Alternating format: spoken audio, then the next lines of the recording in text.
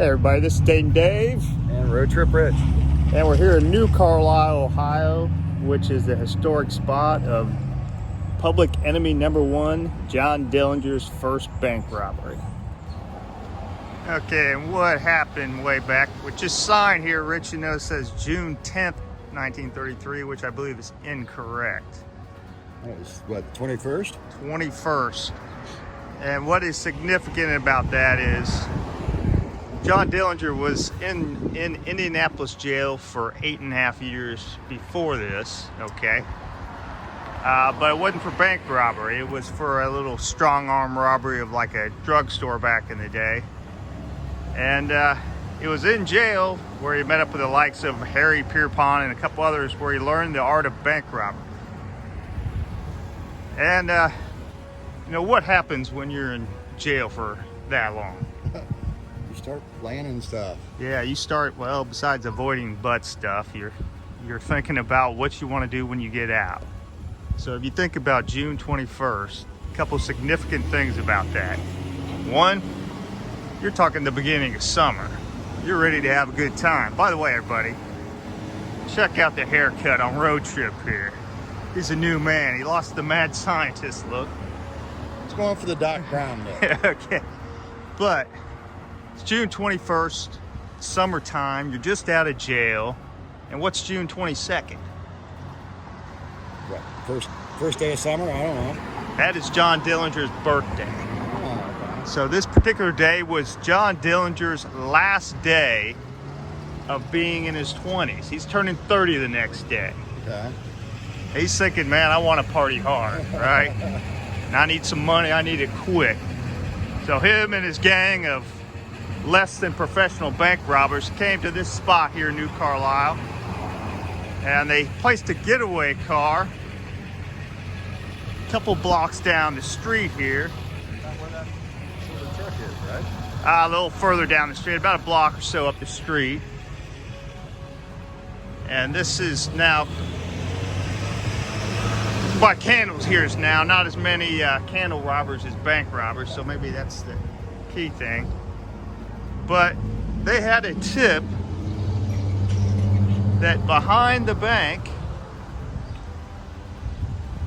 that there was a window that was always cracked open. Okay, and my theory on that is you probably got someone working in the bank who was cheap. You know how toilet paper is now with the COVID stuff. Didn't want to use his own toilet paper. Took a dump every day at work before he left, right? I mean, you probably do that, don't you? Oh, yeah, I light a match. Yeah, company shouldn't.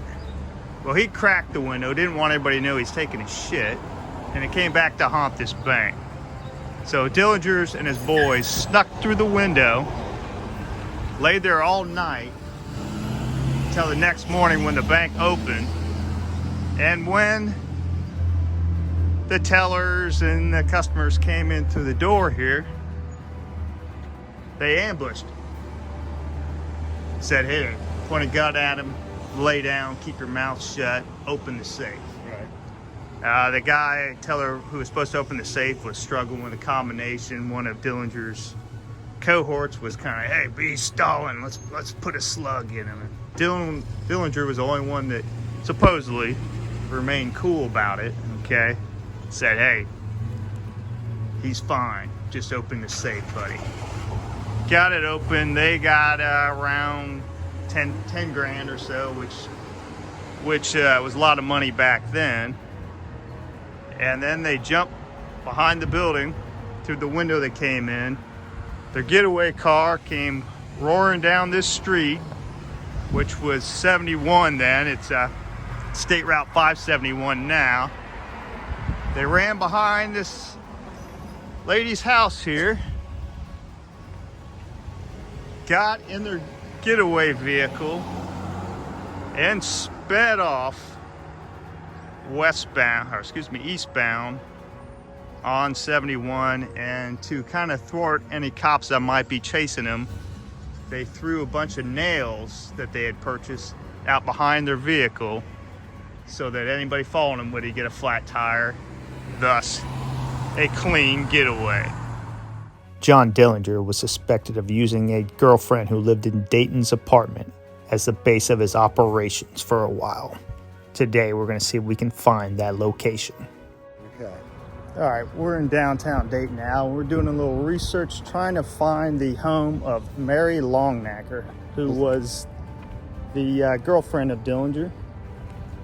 She was the sister, actually, of a prisoner that Dillinger was in jail with, and started talking to each other, and they hooked up. And somewhere we're looking for 324 West 1st Street in downtown Dayton. Okay. Flip around. This is a picture of Mary and John, which was probably taken at the Chicago World's Fair. That's right, Dillinger took vacations in between robbing banks. Okay, well, there's 301. Okay, so it's going to be on the other side of the street. Let's see. 330 is that building right there. 330, so I wonder if the parking lot. yeah, it must be. So the old boarding house that was here back in 1933 is now appears to be a parking lot. The finest police department in the nation, the Dayton Police Department, was alerted of Mr. Dillinger's presence in the area. It seems that Dillinger's girlfriend Mary's landlord turned them in. The Dayton police arrested John Dillinger, and this ended the Dayton portion of John Dillinger's criminal career.